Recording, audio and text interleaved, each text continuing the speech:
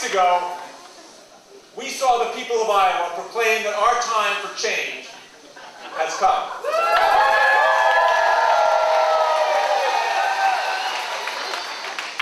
But there were those who doubted this country's desire for something new. Who said Iowa was a fluke? Not to be repeated again.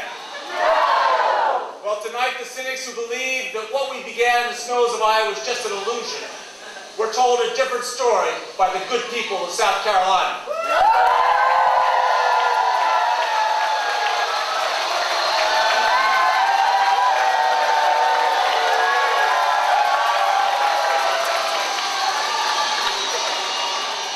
And in 9 short days, nearly half the nation will have the chance to join us in saying that we are tired of business as usual in Washington. We are hungry for change. We are ready to believe again.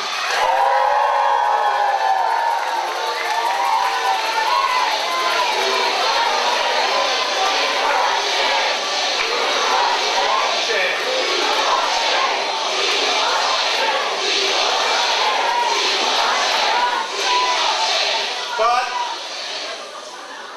if there's anything, though, that we've been reminded of since Iowa, it's that the kind of change we seek will not come easy. Make no mistake about what we're up against. We're up against the idea that it's acceptable to say anything and do anything to win an election. We know that this is exactly what's wrong with our politics, that this is why people don't believe what their leaders say anymore, that this is why they tune out. And this election is our chance to give the American people a reason to believe again. But let me say this, South Carolina, what we've seen in these last 2 weeks is that we're also up against forces that are not the fault of any one campaign, but feed the habits that prevent us from being who we want to be as a nation. It's a politics that uses religion as a wedge and patriotism as a bludgeon. A politics that tells us what we have to think, act, and even vote within the confines of the categories that supposedly define us. The assumption that young people are apathetic. The assumption that Republicans won't cross over. The assumption that the wealthy care nothing for the poor and that the poor don't vote.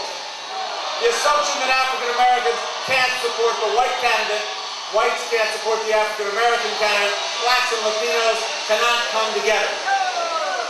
We're here tonight to say that that is not the America that we believe in.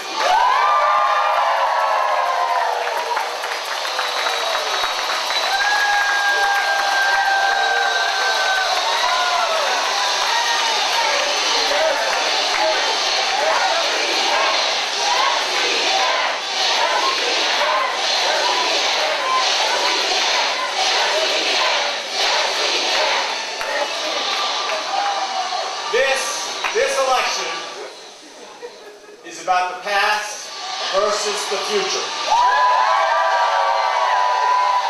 It's about whether we settle for the same divisions and distractions and drama that passes for politics today, or whether we reach for a politics of common sense and innovation, a politics of shared sacrifice and shared prosperity.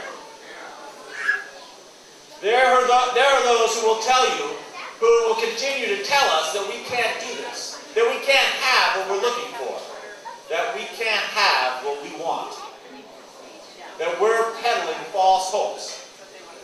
But here's what I know. I know that when people say we can't overcome all the big money and influence in Washington, I think of that elderly woman who sent me a contribution the other day. An envelope that had a money order for $3.01. Along with a verse of scripture tucked inside the envelope. So don't tell us change isn't possible. That woman knows change is possible.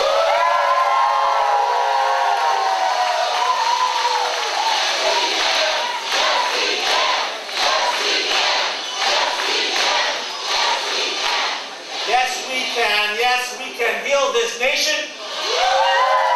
Yes, we can seize our future. And we leave this great state with a new wind at our backs. And we take this journey across this great country, a country we love, with the message we've carried from the plains of Iowa to the hills of New Hampshire, from the Nevada desert to the South Carolina coast, the same message we had when we were up and when we were down. That out of many, we are one. That while we breathe, we will hope.